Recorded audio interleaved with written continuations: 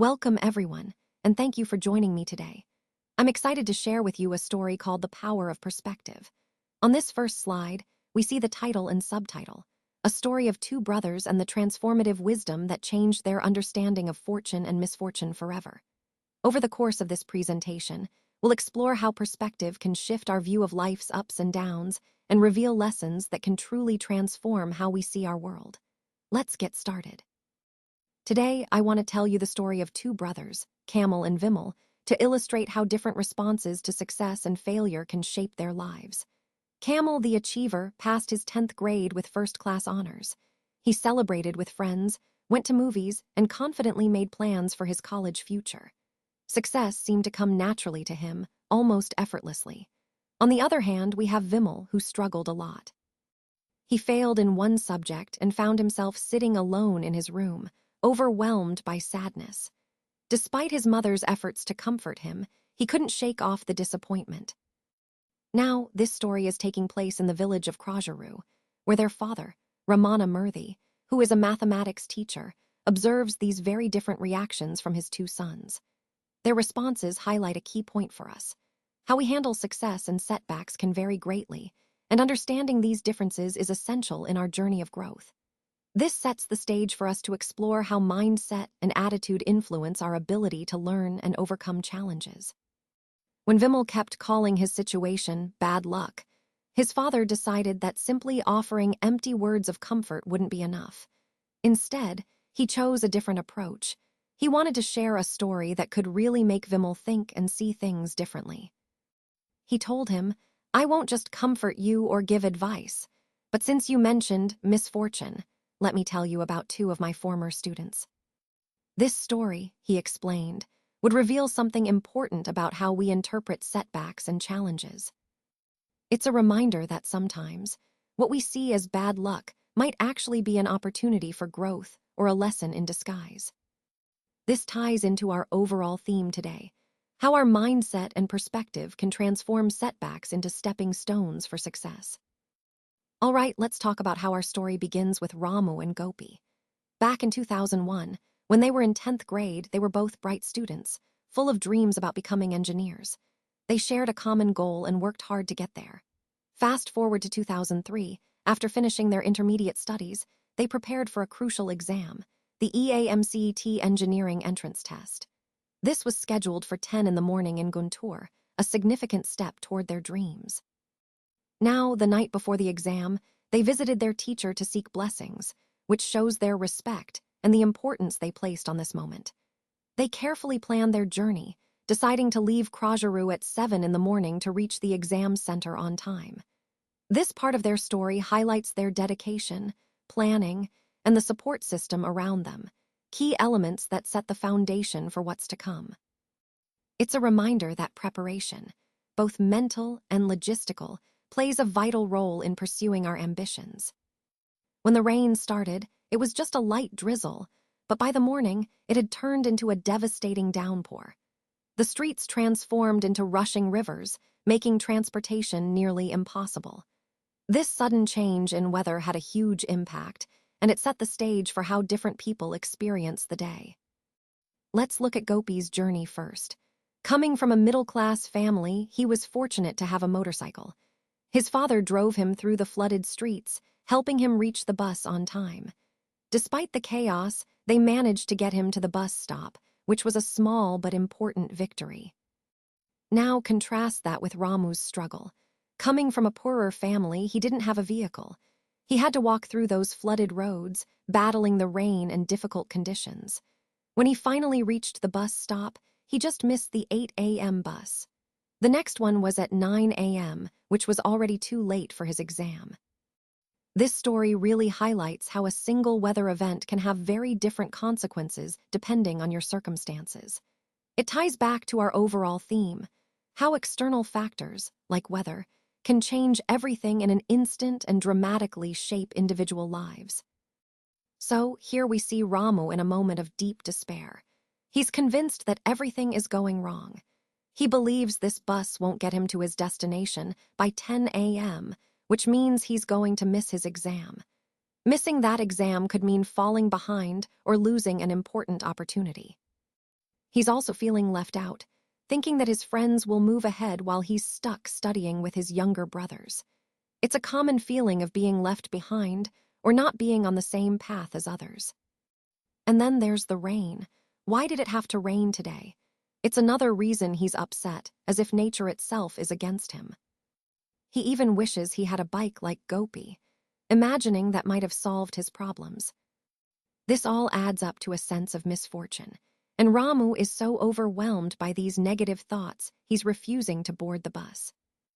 This scene highlights a crucial point about how despair can take over our minds, making us focus only on the negatives. In the context of our overall theme, it shows how easy it is to get caught in a cycle of self-pity, something we all experience at times. But recognizing these moments is the first step to understanding how to move past them. So let's talk about what I like to call the twist of fate. First, we have News 1, divine intervention. Due to heavy rains and transportation issues across the entire state, the government decided to postpone the EAMCET exam. Now, this might seem like an inconvenience at first, but it actually highlights how sometimes nature and circumstances can intervene unexpectedly in our plans. Then moving to News 2, narrow escape. Gopi, who was scheduled to take the exam, boarded the 8 a.m. bus. Unfortunately, the bus met with an accident. The rain-blurred windshields made it difficult for the driver to see properly, leading to a collision with an oncoming truck. It was a frightening moment, and Gopi thought this was just bad luck, that things weren't going his way. But here, where the story takes an interesting turn. What Ramu initially thought was misfortune actually turned out to be fortune in disguise, just within 10 minutes. And meanwhile, Gopi, lying injured, believed his situation was all bad luck. This story really underscores the idea that what seems like misfortune can sometimes be a blessing in disguise, and that our perception of luck and misfortune isn't always what it seems. Now let's look at what happened 5 years later, in what we're calling the Great Reversal. Gopi's journey took a significant turn during those 6 months of bed rest. It gave him a lot of time to reflect on his life, his choices, and his goals. When he joined college in 2004, he studied diligently, stayed focused, and worked hard.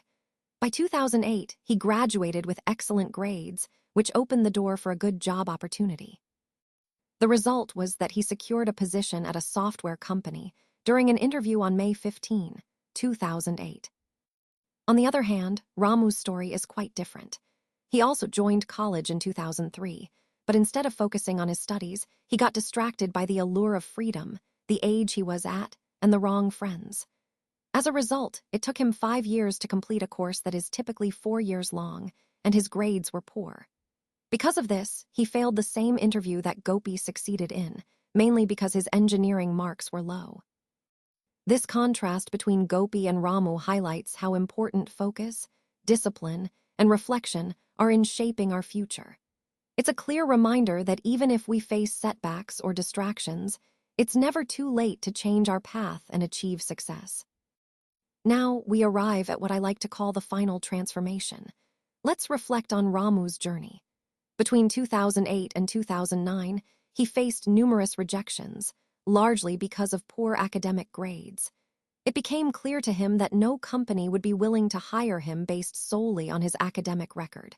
But instead of giving up, he decided to take a different path. In 2009, he started a computer coaching and net center with 4 like-minded partners in his hometown. This was the beginning of a new chapter.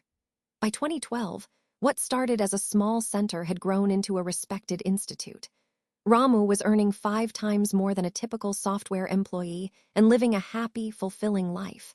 Then, in 2012, due to the economic recession, Gopi lost his job.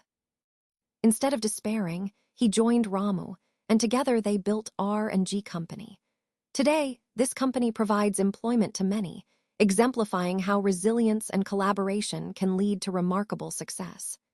This final transformation underscores the core message of our presentation, that perseverance and seizing new opportunities can turn setbacks into powerful comebacks. When I think about the father's final wisdom, I see it as a profound perspective on luck and how we perceive it. He suggests that there's no such thing as good luck or bad luck in an absolute sense. Instead, he talks about luck being close or distant. And that distance, he says, can be measured in days, months, or even years. It's a reminder that what seems fortunate or unfortunate today might change over time, depending on how close or far it is from us. Now, an essential part of this wisdom is not wasting time on worry. Life is too precious to spend even a second fretting over fortune or misfortune. Instead, we should focus on learning from every experience, especially failures. Every setback is an opportunity to extract a lesson, to think about the next step, and to keep moving forward. The next key point is about choosing thought over anxiety. Life should be about contemplation, reflecting, and learning, rather than being overwhelmed by worry. It's about focusing on what comes next, on taking action, rather than dwelling on what might go wrong. And throughout all of this, the Father reminds us of a core truth. You have the wisdom to understand this, because you are my son. It's a beautiful affirmation that the wisdom we need is already within us. Finally, he quotes the Bhagavad Gita, emphasizing our right to perform our duties without attachment to the outcomes. We should act, but not be consumed by the results. This aligns perfectly with the overall theme. Focus on the process, learn, grow, and keep moving forward, no matter what luck may bring.